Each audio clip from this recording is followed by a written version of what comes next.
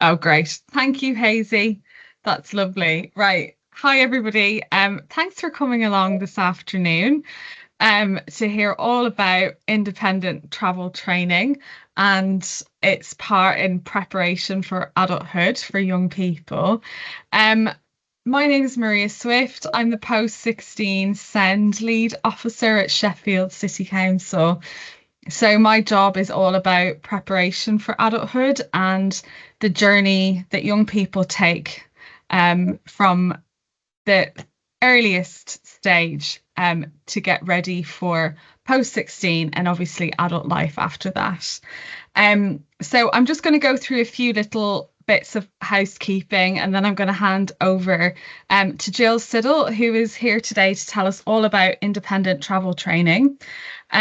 So just yeah, if you would like in the chat to let us know what it is that's the reason that you have signed up to this session today, that would be great. For those of you that haven't been to one of these sessions before, you'll notice obviously that all the cameras and microphones are off, but you can use the chat to ask questions. And as it will say on the screen now, please don't share anything sensitive or personal information regarding a young person in the chat, because obviously this conversation is anything that you post can be seen by everybody that's here. But also, it's these events, sorry, are recorded. So everything that you say in here obviously can be seen by other people. So just be mindful of that, please. But feel free to write anything that you would like in the chat as we go through the session and Jill does her presentation. Feel free to ask questions. That's all very welcome. I'm still just admitting people, so which is really good. So, like I said, today's session is recorded and we will share it with you after the event. And we'll aim to finish up by 1:30 at the latest. And just to let you know as well, this is the fourth one of these virtual preparation for adulthood sessions that we've run. And they're all on our local offer website. So if you want to go back and watch a recording of a previous event, look at the slides, read the notes, all of that is on the local offer.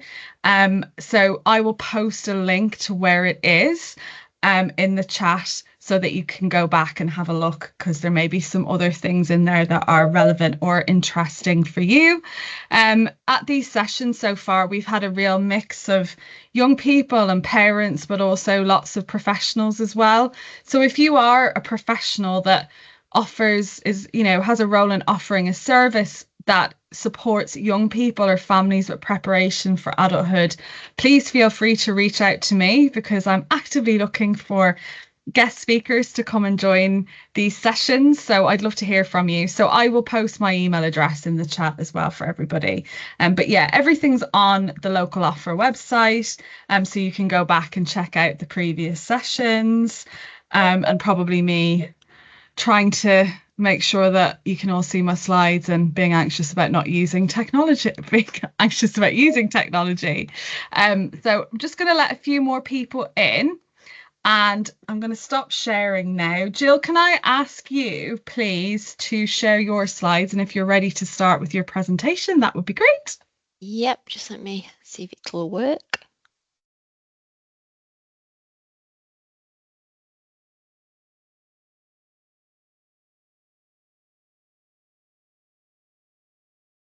Yeah, you're definitely sharing your screen. Just want to... Jill, to get it onto the full screen. Is that better? Can everybody see that? Perfect. Okay. Yeah, that's great. Okay, just tell me when you want me to start. Yeah, great, Jill. Well, yeah, as soon as you're ready. And just a reminder to everyone and to the new people that have joined us, please feel free to ask any questions in the chat. And then once Jill has finished her presentation, we'll have lots of time for Q&A then. Over to you, Jill. Okay, thank you very much. So just to say thank you to everybody for coming along to the presentation today, because I know it's Friday lunchtime, so it's never a good time for sitting and listening to somebody, but hopefully this will sort of entertain you for 10, 15 minutes or something. So if I move on to the first one, so basically the background to travel training. Simple question first is, what is travel training? So that's working on a one-to-one basis with young people from, I'd say the youngest we've ever trained was 11 up to, I'd say 23 on independent travel. So that's getting to and from school or college. In the future, we're hoping to extend that to be able to work with people to learn how to get to work, to placements, places like that. But for the minute, it's just to school or college. It started, I would say, around 13 and a half years ago. That's how long we've actually been going.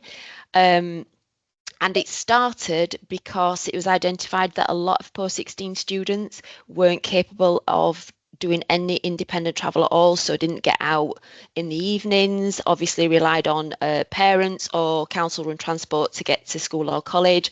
So the idea was that we would start putting these core skills in place for the young people that were suitable for travel training. As it's gone on, we've had, I think the most travel trainers we've probably had was about 5, and then we've lost some and then we've got more. So the sort of good news is now is that we've just recruited another 10. So in total, we should have around 15 travel trainers going forward, which is brilliant news for us.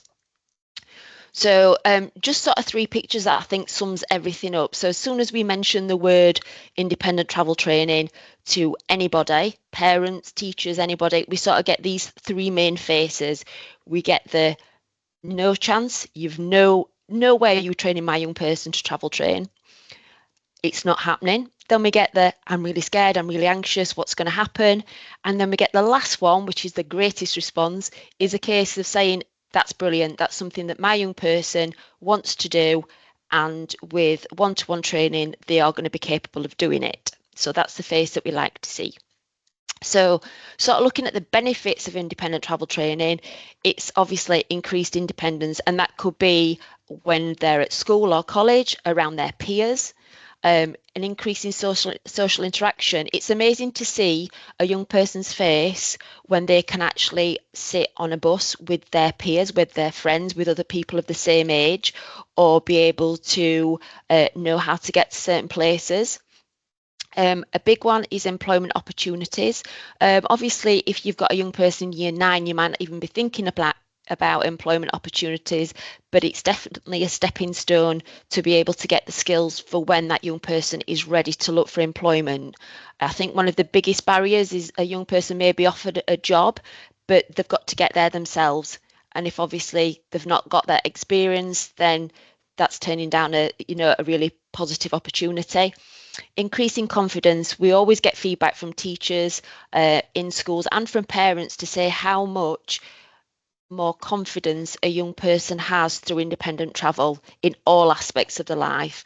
And the biggest one, obviously, is the preparation for adulthood. Having the travel skills can enable them to potentially going forward live independently, be able to access other services, such as obviously going to the doctors on their own, going to the dentist on their own, and that social element of thinking, yeah, I can get to a concert or I can get to a sports event.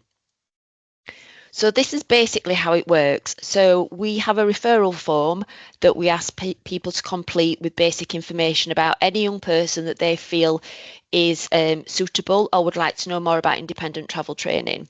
So that can be filled in by parents and carers, by other professionals, obviously schools and colleges, or by a young person themselves.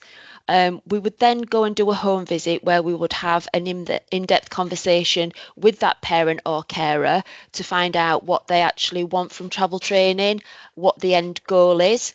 And we also look at things about what kind of route they want them to do. Parents will have an idea of what bus or tram they want them to catch, but we will have that conversation about whether that's the safest route. So if we feel that one route might not be suitable, we can look for another one. An example could be that a lot of our young people don't like crowded buses, so it could be that we look for a different route which is less crowded. We then go and do a really important part of travel training is the risk assessment. So we will go out and look for potential hazards. So it could be road crossings, it could be crowded buses, it could be if you've got to walk down a particular alleyway or something. drive waves, anything at all that we can think could be a hazard or a risk to our young people, we'll obviously make a note of. So we have in Sheffield, we have one-to-one training. So the trainer will be the trainer that the young person has throughout the whole of that training experience.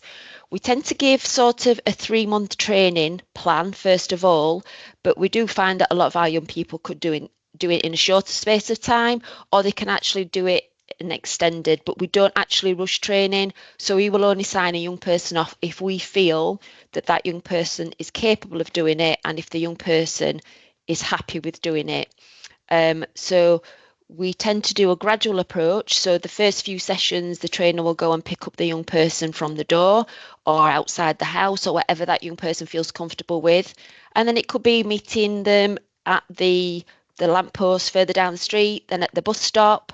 Then eventually they will travel on the bus together. The trainer will then sit behind them, then at the back of the bus. And then as it progresses and that young person grows in independence, we would then meet the young person en route. Then it could be at the end of the route and then at college. So it is a very, very slow step-by-step process. And those steps aren't rushed until everybody's happy with what is happening. And we would only sign a student off when that student is confident enough. I can honestly say in the 13 plus years we've been doing it, I think there's probably only ever been 2 students which we felt we couldn't sign off because of their particular needs. And if that is the case and they start working and it's not right for them right now, we will say, let's give it a break, but let's address it later on when that young person maybe has matured or they want to re-engage again. So they're not forgotten. So potential barriers to independent travel for our young people is understanding. A lot of our young people, surprisingly, have never been on public transport before, whether that's with parents, with school, or with friends. So it's a whole new experience. And I think as a young person gets older, it does get sort of scarier, and for that parent as well. So it's the understanding that we're not here to save money. We're not here to suddenly get people off transport. It's given young people the skills that they will need in life to progress to what we want them to be. Our biggest barrier as well is parents, and that's not a negative thing to say about parents. It's just obviously they have so much anxiety about their young person, and we fully understand that, which is why when we do home visits, we will talk to them about worries and concerns and try and address them as best we can and put things in place if we need to. So as an example, on some of the training, if a parent's really, really anxious, we might ask them to join them for the first session so they can fully see what it's all about. We might ask them to do a little bit of undercover work, whereas further on in the training, we hide to make sure that young person is doing what we've taught them to do, and parents can be involved in that. So parents are involved in the whole part of the travel training. A lot of our young people are underestimated. Just because they may have an additional need doesn't mean to say that they aren't capable of doing what everybody else can do. It might just take a little bit longer and more specific learning and understanding. So we never underestimate the young people that we work with. Engaging too late is if we've got an older person, which could be 20 plus. We would really like to engage with our young people at least from year 9 upwards, and we have got things in place to make that younger, just to at least sort of let them get used to what independent travel is. And that goes for parents as well, is understanding what we can deliver, and it's not a scary thing really. Another potential barrier can be the disability that that young person has, but we've got experienced trainers that have worked with so many young people with autism, with ADHD, with Down syndrome. They've all been really successful, but not one size fits all. So the travel training that you will receive for a young person is tailor-made for that young person.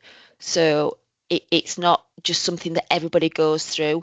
The basics are the same, but it's all individualized.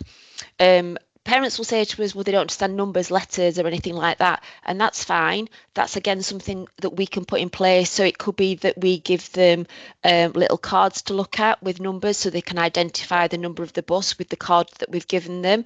Same as with letters and with colours. We can also provide certain resources that will help that young person. So it could be a picture of a landmark that they know they've got to go past before they actually get off the bus. So again, there's lots of things that we can provide. So the exciting bit is the future projects. So we want to re-engage with as many schools and colleges as we possibly can. We had lots of working relationships before COVID. COVID came and obviously a lot of those disappeared. So again, now we've got the staff, we can start building relationships, finding the right person to liaise with. I'm in the process of putting together a parents toolkit. So after having feedback from one of Maria's other courses that she did, we had parents coming up to us saying, if we'd have known about travel training sooner and we'd have had some sort of information about what we need to do as parents, we could have done that in our own time. So simple things like how to cross the road safely, how to check a bus timetable. So little things like that parents really wanted. So I'm putting together a toolkit that parents can use and basically use it in their own time. We're working very closely with TAPS and Visually Impaired Unit to come up with some classroom material that will cover not only visually impaired young people, but everybody across the board. So that's in collaboration. So we've got hearing impaired involved, putting together for schools and colleges some work plans, some classroom activities so they can start spreading independent travel training from an early age. I'm looking forward, or trying to get together as well, a parents group, because we want to learn more from parents. Parents know more about the young people, and we want your ideas, your suggestions of how we can make it more suitable for parents to engage. So we obviously want to build on that group. I'd love to as well to have an advocate, a student advocate in each school, so that they can spread the news of independent travel training, they can give updates to students themselves and to teachers themselves. And one of the biggest ones that I'd like to do this year is to sign up schools. So it's actually schools are signing up to be part of the independent travel training process. So this will involve having sort of schools sign a contract to say that this is what they're going to provide us with. We then have a contract to say this is what we're going to provide schools with, and it would be closer networking with other professionals within that school. So it's a whole project, not just the council delivering something. And one of the biggest things is the myth buster. So that is where a lot of parents think it's a bit like Chinese whispers through word of mouth, that we will do travel training, we're going to get that child off in a week's time, we're going to leave them stranded, they're never going to be able to contact anybody if they're in danger, all these things that actually aren't true. So we are putting a myth buster together, which will hopefully alleviate some of these worries. This is the best slide for me. These are some of the quotes that we got from parents and young people. So as you can see, I feel more confident and feel my capabilities have increased, feel comfortable taking part in her training, a lot more confident, I can do the route, it feels liberating. This is wonderful for a neurodivergent like me. Obviously, as you can see, there's the other two there, all really, really positive. And that's it really, sort of end of my presentation. And any questions? Thanks, Jill. That was really good. Sharing. Yeah, I don't know if you want to turn on your camera, Jill, so Yeah. so everyone can see your face. But no, it was really good. And honestly, Jill, whenever I hear you talk about independent travel training, I'm like, oh, you always speak about it with such passion. But I think it's just such a life-changing thing for young people. And we've had Robert share in the chat, thank you for this, it will really help the kids to develop their confidence and independence, currently my daughter uses a taxi and I will be happy for her to use the bus. I'm worried that she's not able to go out and do anything for herself, and I believe this will help us. So I mean, that's exactly the kind of feedback you want to hear, and that's Yeah, really good. definitely. Yeah, I think because it's quite a scary sort of word, independent travel, I think a lot of parents sort of shy away from that because it is very sort of scary to think that your young person's growing up now and they want that independence. mm, But we do have lots of things in place in order to be able to cope with risk and put safety plans in place in order to try yes. and alleviate that. Yeah, absolutely. So I'm just going to ask everyone if you've got any questions, please can you pop them in the chat? There was one question I was going to start with, Jill, and that was how do people access or refer into your service? So they can Um, sorry, they can either send an email to our Indie Travel box or give yeah, us a call at the office and then we can send out a referral form. okay, perfect. And you did mention the referral form. So it's an email to start with. And Yes. who does, can it be from anyone or does Yeah, it, so it it can can be be an education provider or a parent? yeah, it can be anyone at all. So anyone that's working with a young person in school or other obviously professionals or a Yeah. parent that just thinks, yeah, this is what I need. So yeah, anybody can refer. That's brilliant. Okay, brilliant, Jill. Thank you. So I've had a question from Lucy. When do you think the parents' toolkit will be ready? That's ongoing. So we have been really busy at the moment because obviously schools have just started back, so things are a little chaotic still at the moment, Yeah. but it is a work in progress. So I'm hoping by at least maybe October half term or November that we would have something that we will be able to provide for parents. Super. Thanks, Jill. So someone else has said, all really constructive so far. Not sure if more detail coming later. How are young people prepared for occasions where a usual stop has been discontinued because of roadworks or when football is on? Reason for asking this is that risks can be dynamic and wondered how that's addressed in the training. My son struggles with change and this worries me. Yeah, I think this is all down to the training and sort of putting in what we do a sort of what if session. So we purposely let the young person go past the stop and then we'll ask the question, right, we've gone past the stop by mistake, what do we need to do? So that's Mm, sort of it's not written down, it's what we would do actively. Or we have one where we get to the tram stop, it's not running, right, what would we do? What would we do in sort of that scenario. So we try and look at mm, as many things. There will be things that we don't come across that we yeah. obviously that arise every day, but we also have that contact. So while that young person is training, they have the travel trainer's number as well, so that if they do get stuck or they need support, then obviously we're on the phone, we can go and meet them or something. And then when they are fully trained, yes, they can contact the trainer, but then we'd have hopefully the parent in place in case there is an issue. Yeah. But wherever possible, we do try and look at the what ifs, what bus not to catch if you find it's too busy. Is there an Mm, alternative? We always do an alternative route as well, just in case that bus is not running or you've missed that bus and you need to get something different. So, mm. yeah, wherever possible, we do try and look at scenarios and put our young person through that while they've got the trainer with them. Oh, super. That's great, Jill. Thank you. And sorry, Gary mentioned earlier that he was under the impression that travel training was only available until a young person turned 19. No, there used to be years ago. There used to be an adult independent travel service, but that got disbanded a few years ago. So we will now train up to 25, which is when the sort of EHCP finishes anyway. But we can train from whatever age. We tend to, like I said before, probably year 11 is the youngest that we've trained. Mhm. We can train up to 25. Up to 25. That's Yeah. brilliant. Thanks, Jill. Let me just have a look. How long is the waiting list for one-to-one support?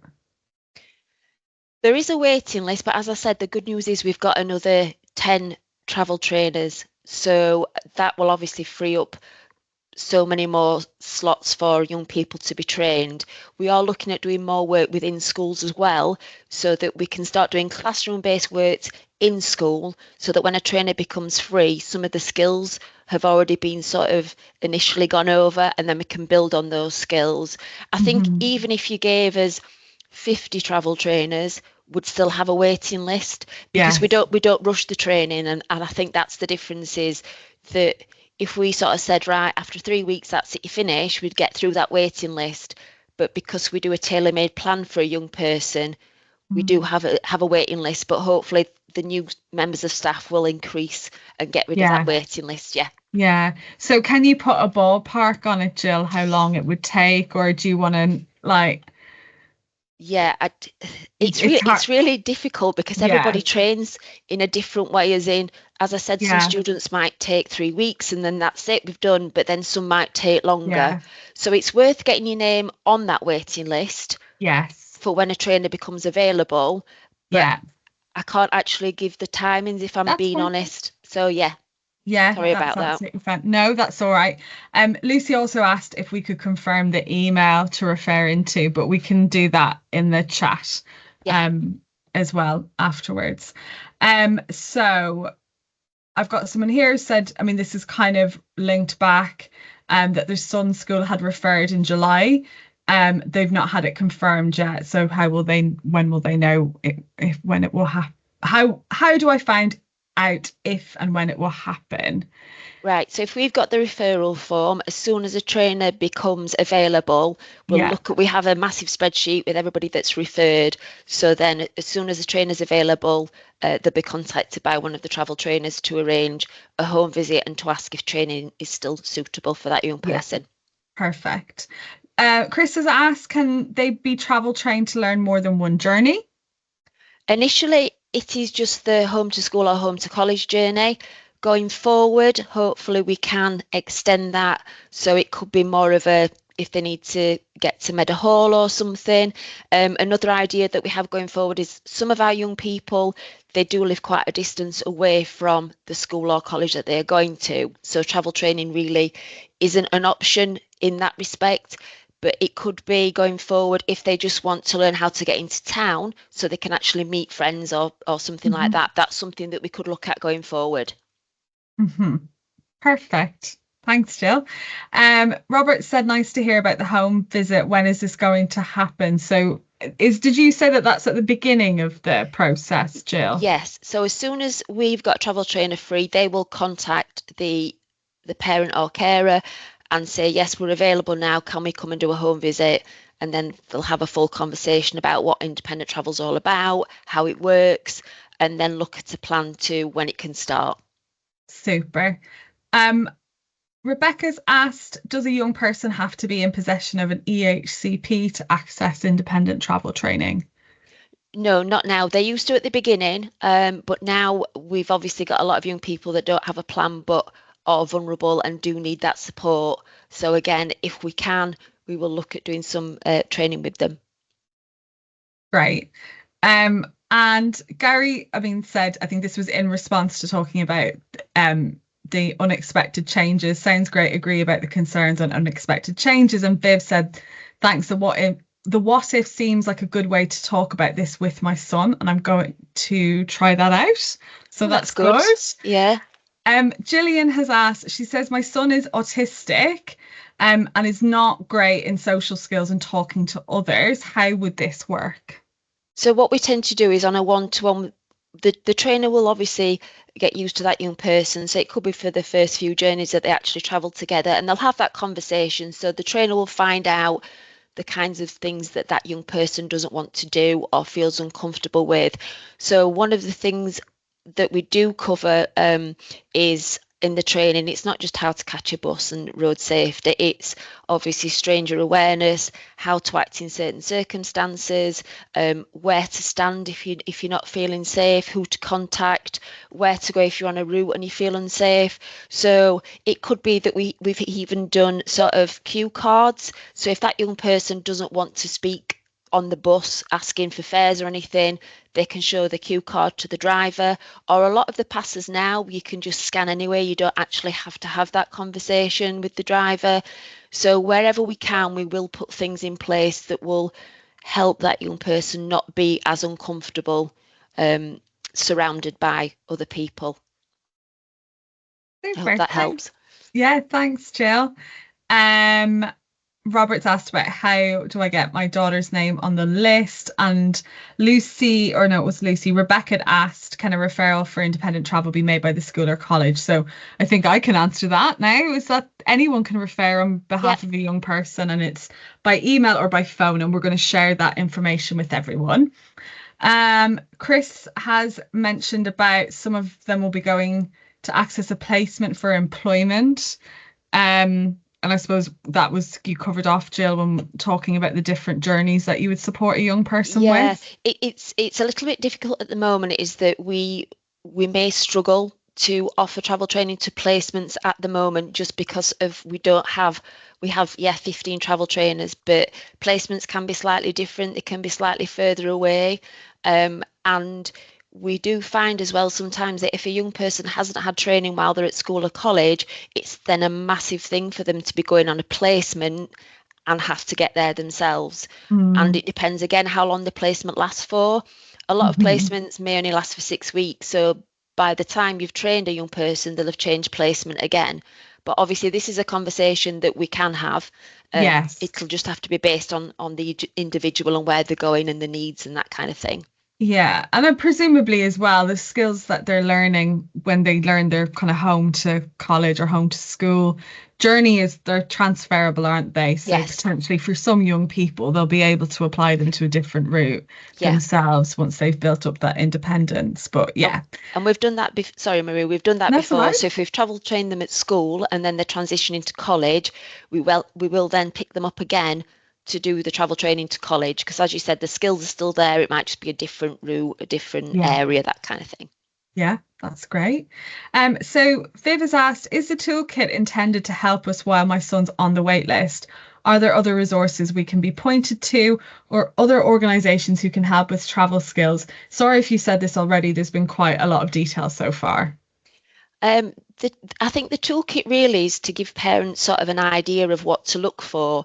Um, Mm, Sort of an example would be that we might travel train a young person to cross a road, and obviously it's look left, look right, that kind of thing. But for a lot of our young people, they will actually just turn their heads left and right and not actually look at the traffic that's coming. So it's going into a little bit more detail about the little things that we may not think about. So if you're looking left and right, can you see the car that's coming down the hill? It's asking the questions as you're doing things, same as using a crossing. Should I cross if there's no traffic? Should I wait for the green man? So it's just little things that we take for granted that might give parents a little bit more detail and questions mm, to ask while they're training. We can try and come up with other resources as well, because I'm sure we've got some that we can pass on to parents if they need it. If they get in touch with us, we can try and look what we've got, and if we mm. haven't, try and put something together for them. Yeah, that's great. Yeah. And it's just like reaffirming all of those skills as well. And yeah, because there's just so much about it, isn't there, that we don't think about Yeah, when I mean it's. it's really helpful for us as well if you've got parents too that might do the odd journey on the bus just for a young person to get used to travelling on public transport, because it's such a huge thing if you've never been on a Mm, tram before or a bus before to suddenly start doing it with somebody that you've only just met as well. So if parents or other professionals can do sort of little trips around the local area, at least that helps us as well engage that little bit more. yeah, absolutely. Thanks, Jill. Lucy's asked, do you have any general advice around good practice to support young people to become independent travelers, or would the parent toolkit cover that? I mean, you've definitely, what you've just said about like just actually using public transport sounds like a good place to start. Are there Yeah. other things, Jill, that you would recommend? I think if it's in a school, whether you could sort of do sort of classroom activities around it, finding something in school, directions, very basic road safety. I do find that there's a lot of road safety input in junior schools, but then when they get into secondary, there's not that input there really, or very little. Um, Mm, so I think those are the basic skills, as well as sort of going over the personal safety things, such as when you're traveling, when you're crossing a road, don't wear your headphones, don't go on your phone, just general things that you can have that conversation about. um, and just doing a practice on a bus and tram, like I've said. It's all Mm, about practice really, and building that confidence so it's not scary. It's yeah, something that I've done before. Oh, it's not as bad as what I thought it was going to be. yeah, That kind of experience really. yeah, yeah. Great, Jill. Thank you. So Sally has said, my 14-year-old son is good with transport, but very limited road safety. When would you suggest is a good time to refer? I feel his attention and concentration and processing are the biggest barrier for him. I think I would refer now. If he Mm. can, if like you said, he can travel safely, that's obviously a massive bonus, but we can just do some road safety skills if need be. We can do more road safety, different lights, because obviously there are different crossings that we use in Sheffield and around the city. So we can go over different things like that. We even work very closely with our road safety unit in Sheffield Council.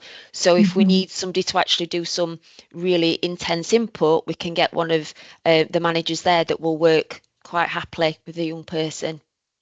Great. That's really good, Jill. And like how you've described the kind of bespoke offer that you've got is really good, isn't it? Because every young person is so different. So yeah, that's great. Thank you.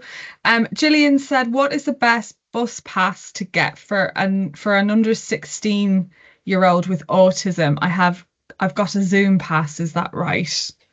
Yes, you've got a Zoom pass. You could also try and apply for a disability pass as well, which is free travel. And that does sometimes make it easier for young people that's got additional needs because they don't have to then hand anything over. They just show the pass and that's it. So you can go online and look to see if you're eligible for a disability pass. Sometimes, depending on the need of that young person, they may come back and say, we don't see that as you being eligible. So it may be that you need some written proof from your school or college just to sort of back up the reasons why you need it. And sometimes that's all it takes for them to say, yeah, okay, yeah, we understand that you need one. Mm. Oh, that's really good. Thanks, Jill. Uh, are there any other questions for Jill before we finish up? Questions, comments? No? Gone quiet, Jill. You've answered everybody's questions. Oh, so Rebecca's asked who can make a referral. And Rebecca, the answer is anyone, parent, young person themselves, or school provider, whoever might be working on behalf of the young person. Um, Hazy said, thanks, Jill. That's been brilliant. Adele has asked, I'm so sorry, I missed the youngest age. I think again it depends on need of that young person. The youngest we've trained is 11. Yeah. It just depends on need, and I think independent travel training can sound very scary to everybody, but really it's not a scary thing, it's a positive thing. And we Yeah. try wherever we can to put things in place to make it obviously pleasurable, but it's safe. And we have daily contact with parents that we're training. We also only ever train a young person 1 day a week, either in Mhm. the morning or afternoon, because we found after speaking to parents that if they did it every day, it would be too much to then go into school and have a full day at school. So, with it only Yeah. being one morning or afternoon, it does help that young person come to terms and parents to obviously trust what we're trying to do. Um, like I said, we have trained a variety of people, and one of the things that we would ask if you are a school or college or other parents is to sort of have that conversation with the people that you're working with.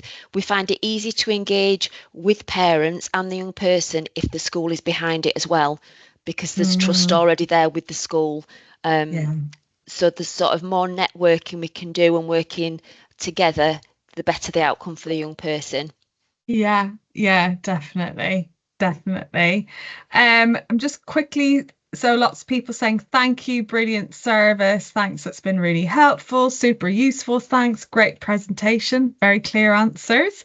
Sarah asked about needing an EHCP, but we know that we don't need one to access it. Adele said that's great, thank you, it's often discussed in our school from year 9 upwards as part of the PFA section of the annual review. And yeah, so it's really good that people know now how to access the service. Thanks for the training and for answering all my questions. So yeah, Jill has asked about discussion about 19 plus learners, but we know the service goes up to 25. And can you set up a meeting to discuss? So we'll leave you to do that, Chris and Jill. And Viv said, really impressed with what you're offering and the clarity of the presentation today. Obviously, a huge amount of passion, commitment, and capability. Well, Jill, I feel like this is going to be one of the best ends to a week that you've had. That's this good. Is really great It feedback. does. It sounds fantastic. Thank you, everybody. Oh, no. Well, thank you, Jill, for coming and sharing all of this with us. Before people go, can I ask, please, that you share your feedback in the form that I'm just posting in the chat, just to share positive things about today and also any ideas that you've got for future sessions, because I would love to hear them, and I'm happy to reach out to all the relevant services that you want to hear about. So please do share your feedback. It really helps me to show the value that these sessions are having for people. And I will also make sure that everyone gets the email address that Jill has mentioned to be able to make the referral, as well as the number to contact. And Adele, I will also share the recording with everyone, some notes and Jill's slides as well. So all of that will be coming to you. So if there's no other questions, then that is the end of today's session. So thanks everyone for coming and spending your lunch with us. And yeah, please share your feedback and we'll see you all very soon. Thank you very much. Thank you.